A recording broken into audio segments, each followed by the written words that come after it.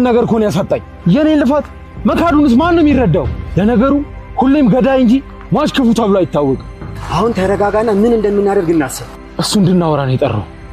ማንም ሳይሰማ ይሄን ጉዳይ መጨረስ አለብን። እሺ ግን ማን ነው?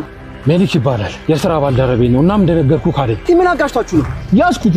በቃ በዛ ቅጽበት ያተፈጠረ። አቶ አምነት ይሄን ነገር ሰው ሳይሰማ ነው መጨረስ ፍላጎት? አዎ። የት ነው ያለው? መኪና ውስጥ ነው ያለው። አሁን አንድ ቦታ መሄድ ይኖርብናል።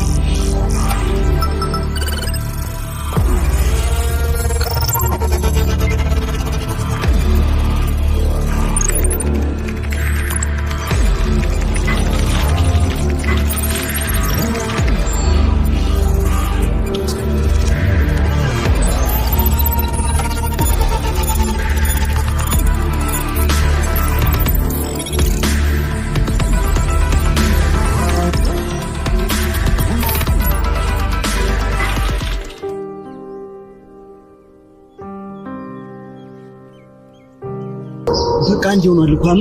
ለምን አትረጋጋም? እንዴ ልረጋጋ ማለት የህይወት እኮ ነው።